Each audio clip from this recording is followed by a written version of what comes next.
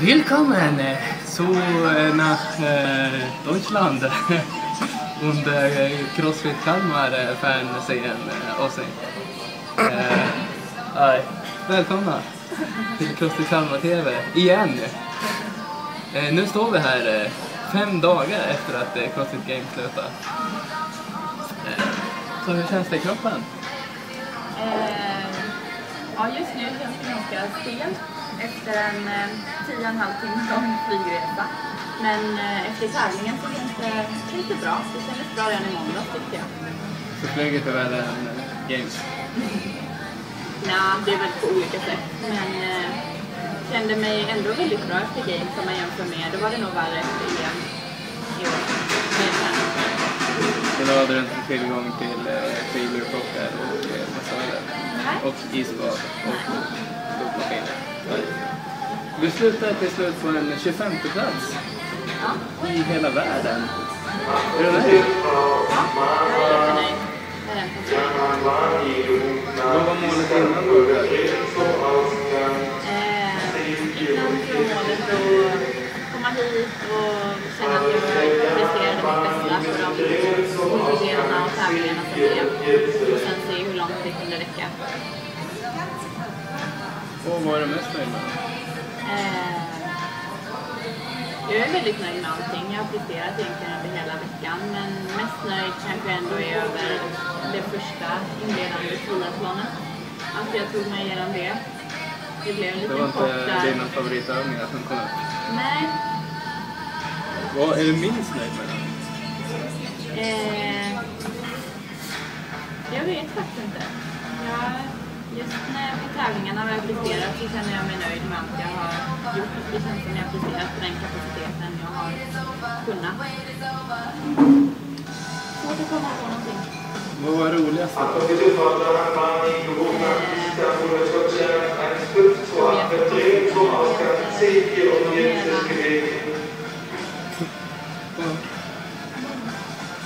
Vad var roligaste passet? I efterhand så var nog ändå passet med släden och repet roligast. Tycker jag.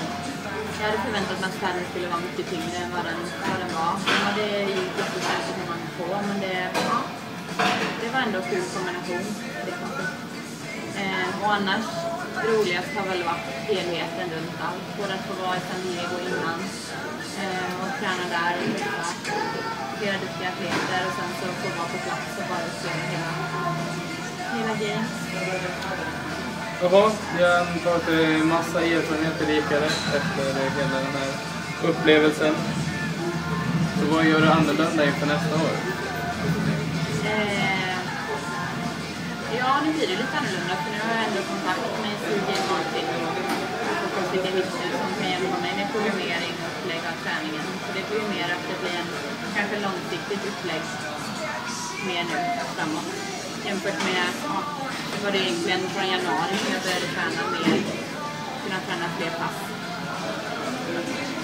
Vad behöver du förbättra mest i träningen? Tekniken i alla lyftmoment och styrkan, benstyrka. Så hur kommer träningen se ut då? Ja, jag vet inte riktigt än. Jag ska höra av mig när jag kommit hem så vi kan komma igång med träningen igen. Men jag antar att det blir mycket fokus på just styrka. Har du några andra förändringar? På dem? Kost till exempel? Ja, kanske ska försöka äta lite mer paleokost nu framåt. Fick jättebra mat verkligen under hela tävlingsveckan. Från det viktiga teamet som lagade mat och fixade matsätt med oss i tävlingarna.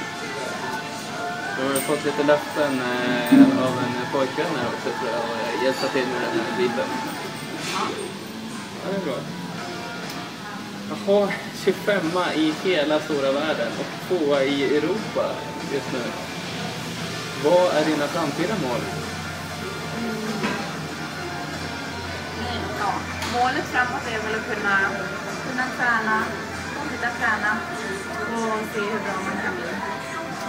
Fortsätta utvecklas, känna att man klarar och behärskar fler övningar.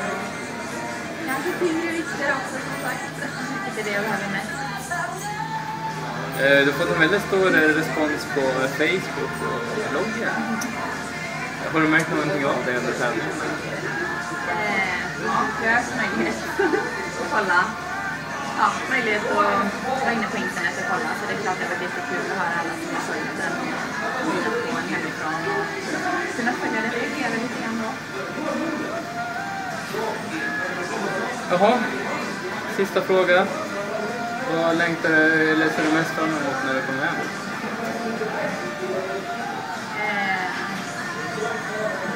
Nu närmast är det väl att få landa i sin egna säng och sova.